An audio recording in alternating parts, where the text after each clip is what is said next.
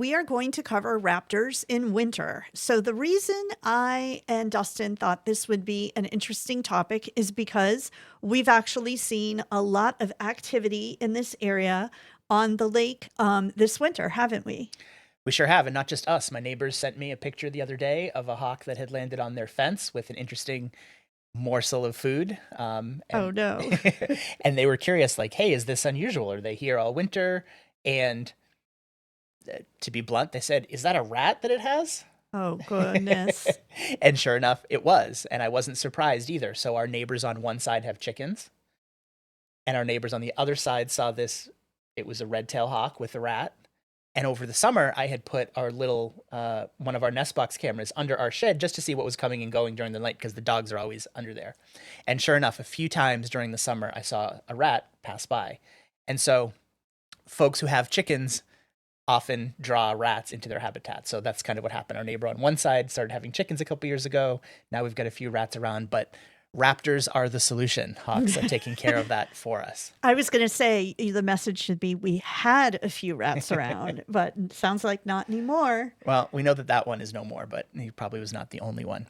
But then yesterday, I saw not one, not two, but three red-tailed hawks soaring overhead here in the dead of winter. It was about 25, 30 degrees and sunny, but not, hardly a warm updraft situation where they were soaring around, but they were squawking at each other, and it got us talking about what's around during the wintertime, because we certainly have red-tailed hawks. Those Cooper's hawks have been marauding our neighbors' chicken coops now and then and around. And I see red-shouldered hawks here in the wintertime a lot. In places like Florida, red-shouldered hawks are in really high numbers. You see them everywhere. And they're also one of the most misidentified or troublesome to identify hawks for new birders. And the field mark for them is they have a really nice checkerboard pattern on the edge of their wing. And they're the only raptor that has that. It shows up in all plumages. But if you see that black and white checkerboard on the edge of the wing, it's a red-shouldered hawk for sure. And I see them here in Massachusetts a lot more in the wintertime than I do at other times of the year because of the way that they migrate. We're kind of on the northern edge of their range. So you've talked about a couple of hawk species that you see common to New England in the wintertime. So what other common raptors do you see in New England? And could we also cover like the northern North American states in winter? Or is that... most of what I say applies equally to at least the New England through Midwest, if not all the way to the western coast, unless I say otherwise. So you mentioned some of the hawks. What else do we see? So falcons often go underreported because most folks don't know the difference between a hawk and a falcon. But in the wintertime, peregrine falcons are here, and they're here looking for easier food sources. And one of the easiest food sources for peregrine falcons is a rock dove or a pigeon that you might see on the power lines. They also are notorious for marauding the large flocks of starlings. So people love to see a starling murmuration, right? You know what that is? Yes.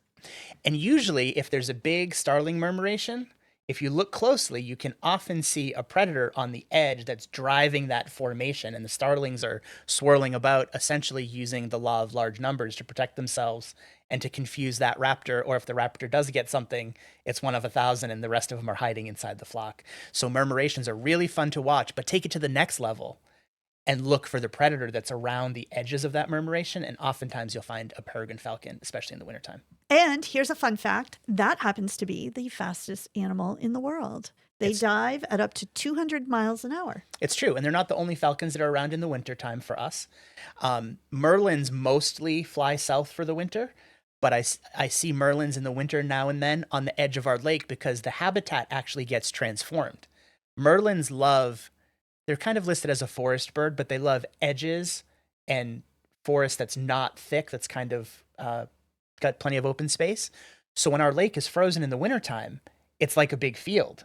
And we just converted 100 acres of water that's not great for hunting for them into 100 acres and, 2.5 miles of edge habitat. And so now they're on the edges.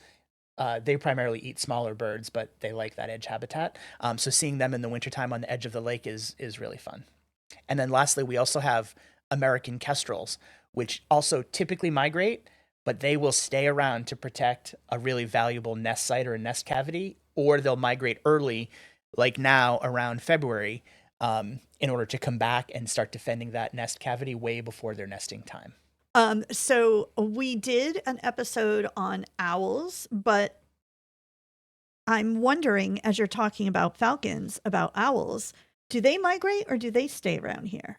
Um, well, there's a number of different owls to talk about, but we have resident owls in the great horned owl, the barred owl, and then we have migrating owls present for snowy owls, northern saw-whet owls, and across the Midwest, especially this year, it's an eruption year. That's eruption with an I at the beginning, meaning last year was a good breeding season for the great gray owls and the boreal owls up in Canada in the boreal forests. But it was such a successful season, the vole population is lower, so they start to come down. And so it's an eruption year with tons of great gray owls in northern Minnesota this year, boreal owls, northern hawk owls. And then your question was about migrating. The ones I most am interested in here in New England is the northern saw-whet owl, which I've yet to find on my own, so I'm still looking for that one. All right. And then I know of one other bird that it doesn't matter what time of year we see it, everybody gets excited to see it. And it's a very special bird for the US. But what is that bird that like, I actually haven't seen one this winter, but I know we see them around in the winter for sure. Are you thinking Murica? I am thinking America. So the bald eagle, folks, think of bald eagles as being around water, and they certainly are. And in the wintertime when the water freezes, it puts on some extra demand for them for eating. So we think of them as being tough hunters and diving down and grabbing a fish. They kind of suck at fishing, believe it or not. They're really good at picking up a dead fish out of the water, and they're good at finding a dead fish on the shoreline. And so in the wintertime, especially when you've got water that's partially frozen, you've got some fish that might have died over the winter. So as the ice recedes, they'll be there picking fish out of the ice. Couple years back, we had a deer that had been taken down by some coyotes on the ice. And so we had bald eagles around for days while they were cleaning up that carcass.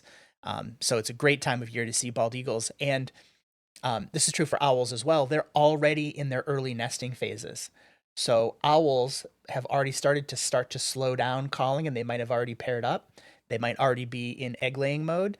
And it's a little early for eagles here where we are in Massachusetts, but in other places in Pennsylvania and Delaware and southward, bald eagles are already laying eggs in their nest, and they're starting that process already. So that means they're more tightly on a given territory.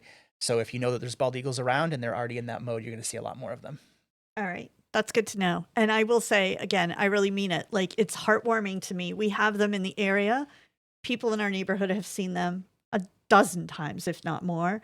But every time there's one hanging out on the lake, all the neighbors come out. Everybody's so excited. And I just love to see that enthusiasm. So, okay. So winter's got to be tough for these predators, just like it is for all the other species of animals out there.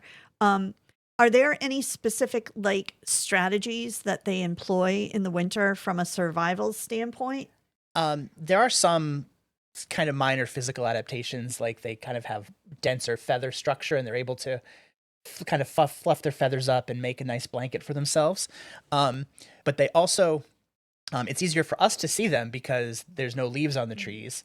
So we can see when they're up there, and they also take on more of kind of a rounded, chubby looking look because their feathers are fluffed up. But you'll also see them oftentimes perched right up against the trunk of a tree in the leeward side, so protecting themselves from the wind. And they'll often turn their backs to the sun. Some birds, particularly red-tailed hawks, have kind of a darker back than their front, so they'll turn their back to the sun and use that color variation to soak up more heat for themselves, which is a good technique you can see. Do they change how they hunt in the winter? Is it easier because there isn't as much foliage, so they can see prey easier in the winter? Yeah, it gets easier a number of ways. Foliage is one, but it can also be tough because they see something that goes into a bush, but they can't fly through all those sticks and things like that. But now when there's heavy snow cover on the ground, it's much easier for them to see squirrels and rabbits and things like that. So it is a little bit easier to find prey, but it can be harder to catch it, especially if the voles and mice can be under the snow as well. So it makes it challenging that way. Okay. And some birds really are kind of shifting their diet away from live to uh, any carrion or dead stuff that they can find. And some, like red-tailed hawks and Cooper's hawks, really prefer only live meals, so it can be challenging for them. One of the things that I find confusing as someone who's really not good at bird watching yet is we see these big birds flying through the air, and you seem to know immediately what it is. And I don't even know how you can tell. So, could you walk us through, like, what are some tips on how to identify some of these raptors when they're in flight? Like, I know that's a big question, but just in general, what kinds of things should people look for? Well, I've memorized all the wing flap patterns. Of course you did. No, that is a useful thing, but that's not where to start, right? Um, First is whenever it feels overwhelming to learn a whole bunch of species on a given thing, like what it looks like in flight, don't try to learn all the species. Pick 3 and be like, all right, here's 3 species in my area that that should be easy to learn, right? And the main characteristics to look for raptors in flight is their overall profile. In particular, how far the head sticks out past the end of their wings. So when they're out flying, if the head sticks out way beyond the front edge of the wings, that'll rule out some other birds where they only have their head behind the leading edge of their wings. The length and the ratio of their tail as it extends behind their body is a big one as well. So you're really familiar with a red-tailed hawk. It has a relatively short tail. So if you look at a bird in flight overhead and you see a long tail, it's not a red-tailed hawk. And then wing shape and sort of the depth of wing. And we talked about falcons earlier. They have a little bit more of a pointy elbow and a pointy, because you mentioned how fast they are. They're built for flying aggressively. And so the aerodynamics of flight are more complex for them. But red-tailed hawks and broad-wing hawks and things like that have, like the name says, a broader wing. They're made more for soaring and less for hunting.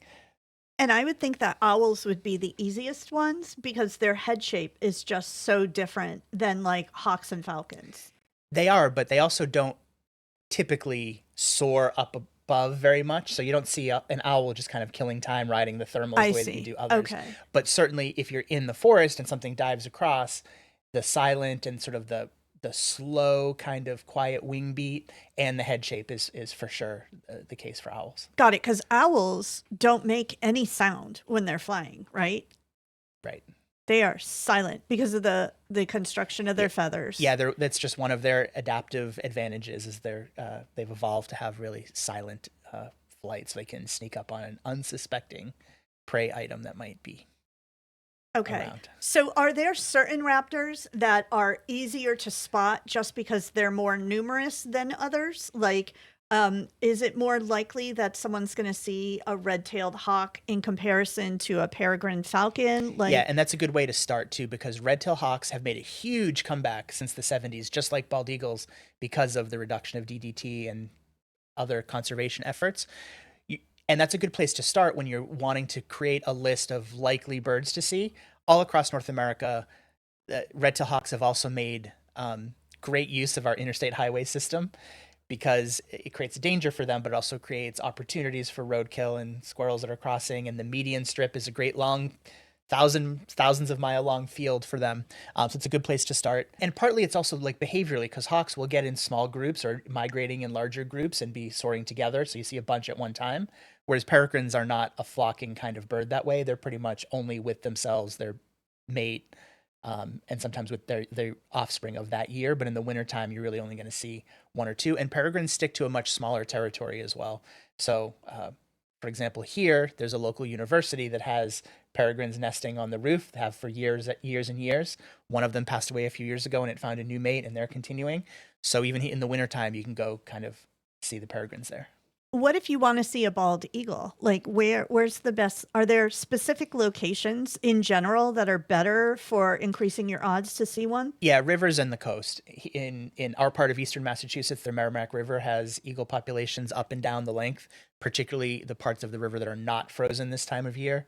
And where the Merrimack River meets the ocean up in Newburyport and Deer Island and those places, they're really, there's in fact, I think a festival called Eagle Fest that they do up there in February, and I haven't gone, but someday. Okay. All right. So I had mentioned to you when we were just talking about raptors in flight that you can't hear owls because of their feather construction. So are there any other like fascinating or interesting adaptations of raptors that are like just beyond hunting that are interesting for the audience to know about? Yeah, I mean, speaking of sound, owls have advantages in two directions because they are silent, but they can hear exceptionally well. And they have a few adaptations that allow superior hearing. One is they've got those large facial discs, and those they work like a little, like a parabolic microphone, like you might see on the sideline of a football game, because the sound comes in and bounces off their feathers to a focal point, and that focal point is their ears. And you might think a great horned owl has ears up here because they're called horns or whatever, but their ears are not there. And their ears are not even symmetrical. They're near their eyes, but they're offset where one is above their eye and one is below. And it allows them to triangulate the sound. So even if there's a mouse under, say, a foot of snow, 40 feet away, that owl from the branch up ahead can hear that mouse's heartbeat from that distance and triangulate right to where it is and make a very well educated dive at that prey item under the snow. That's really cool. That's really cool. All right. So I don't really have any other questions, but is there anything before we close out our feature topic for this week that you want to drop in there for additional information on raptors in winter? I'd just say it can be a little bit easier to find something in a territory in the wintertime as well. So like when I go for a walk around the lake, I'm also looking at the snow for like wing imprints because you can often see where an owl dove to the snow and whether it came up with a prey item or not because it leaves a little snow angel wing print, which is really fun. Oh, that's cute. Yeah. Well, not for the prey, but I think it's cute. Sometimes the prey gets away. All right. For Okay. another day. Well, then there we go. That's a featured topic of the week, raptors in winter. Good luck to all of you guys trying to spot them when you're out on your adventures, and let us know in the comments. Have you seen a raptor recently? What was it? What was it doing? Give us the story. We'd love hearing about all of that, right? Dustin, any final words you want to share? Just a reminder to our friends to keep your eyes on the skies and your hearts in the wild. See you soon. Bye, everyone.